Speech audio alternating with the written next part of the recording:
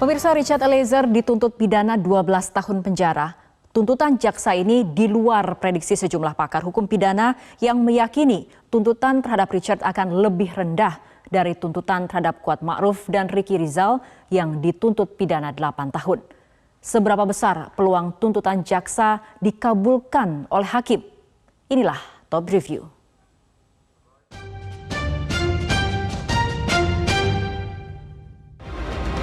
Dengan pidana penjara selama 12 tahun.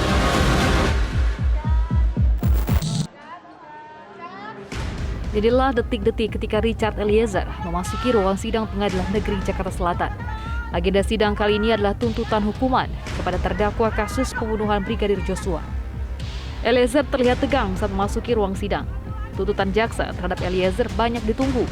Setelah sehari sebelumnya, terdakwa lainnya, Ferdy Sambo, dituntut hukuman seumur hidup.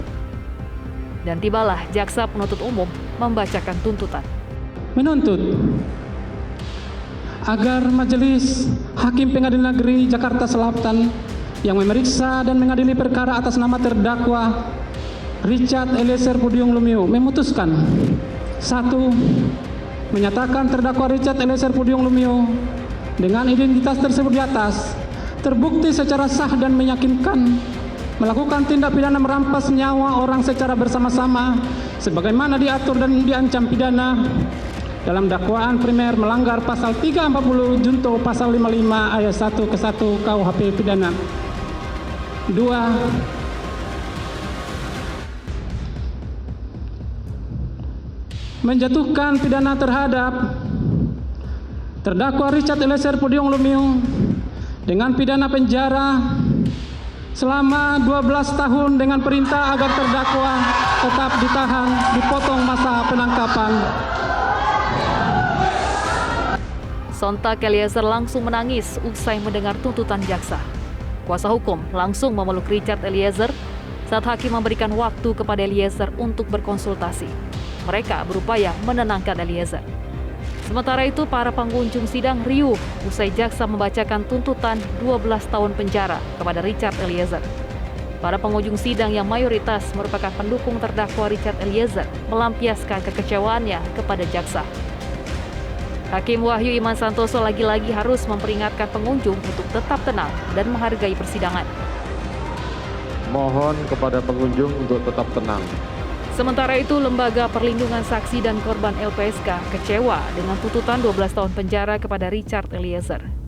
LPSK juga menyesalkan jaksa yang mengabaikan surat rekomendasi LPSK untuk memberikan tuntutan ringan kepada Richard sebagai reward atau penghargaan atas status justice kolaborator yang disandang Richard.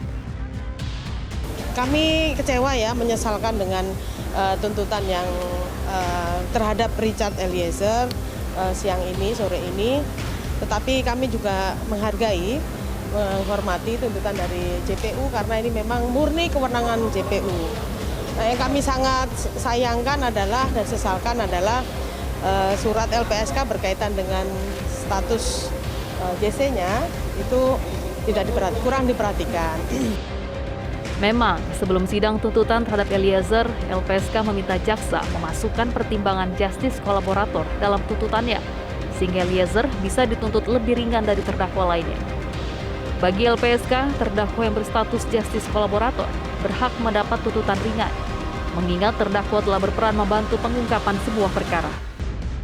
Undang-undang perlindungan saksi dan korban itu adalah satu-satunya undang-undang yang mengatur tentang saksi pelaku yang bekerjasama atau yang lazim kita sebut dengan justice kolaborator.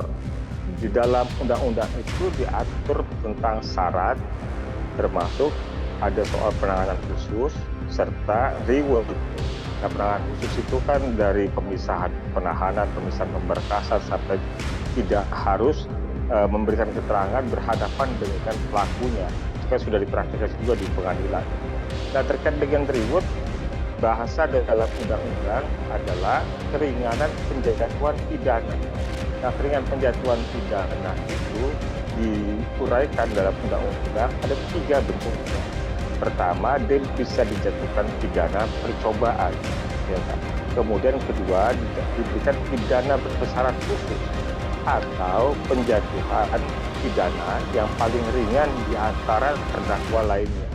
Nah, 3 hal ini sudah disebutkan oleh undang-undang sebagai pilihan baik kepada jaksa penuntut umum maupun hakim untuk memutuskan seperti apa pemidanaan yang akan dijatuhkan kepada Baradae sebagai justice collaborator.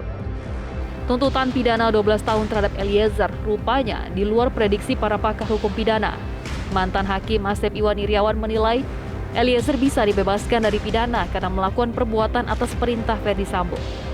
Asep menyinggung pasal 51 ayat 1 KUHP yang mengatakan bahwa seorang yang melakukan perbuatan atas dasar perintah jabatan tidak dapat dipidana. Kita di Undang-Undang LPSK diringankan. Kemudian kalau lihat pasal 51 ya, tidak dapat dipidana. Dilihat di asas juga idamun maupun imandat ya, dia dapat dipidana juga. Bebannya ada pada yang memerintahkan. Kalau lihat di fakta persidangan ya, Eliezer ini adalah orang yang tunduk, patuh, taat. Bahkan tadi kedengar jaksa ya, orang patuh pada agama, taat pada atasan. Di persidangan juga tadi kooperatif, kontinuitas, ya terus konsisten ya. Nah, artinya apa? Kalau dia berbohong pasti dicabut LPSK. Jadi kalau menurut peraturan perundang-undangan dikaitkan dengan ajas-ajas hukum, yang bersangkutan bukan diringankan lagi loh, tidak dapat dipidana. Artinya apa? Dibebaskan. Sementara itu, pakar hukum pidana Jamin Ginting memprediksi tuntutan terhadap Eliezer akan lebih ringan dari terdakwa Ricky Rizal dan Kuat Ma'ruf. Jika keduanya dituntut 8 tahun penjara, Jamin Ginting memprediksi tuntutan terhadap Eliezer 4 tahun penjara. Hukumannya itu bisa jadi yang lebih rendah dibandingkan dengan pelaku tindak pidana lain, termasuk Kuat Ma'ruf dan juga Ricky Rizal. Jadi bisa saja hukumannya contohnya dituntut selama 4 tahun begitu ya, setengahnya dari tuntutan Ricky Rizal. Namun baik prediksi Asep Iwan maupun Jamin Ginting meleset. Sebab akhirnya jaksa penuntut umum menuntut pidana 12 tahun terhadap terdakwa Eliezer. Menanggapi tuntutan jaksa, Jamin Ginting menyebut sangat mungkin hakim tidak sependapat dengan tuntutan jaksa dan memvonis Eliezer lebih ringan dari terdakwa lainnya. Seharusnya seorang JC mendapatkan hukuman yang lebih ringan dibandingkan dengan pelaku penyerta lainnya karena dia sudah berkorban untuk mengungkapkan kejadian ini. Saya kira nanti hakim akan mempertimbangkan bukan menjadi permasalahan yang cukup besar jika jaksa penuntut umum memberikan tuntutan 12 tahun tapi kelihatannya hakim bisa saja tidak sependapat dengan apa yang dilakukan oleh jaksa penuntut umum. Ya, tuntutan jaksa bukan akhir segalanya. Sebab setelah sidang tuntutan ini masih akan ada pembelaan dari terdakwa. Kemudian ada replik, duplik, dan baru vonis hakim.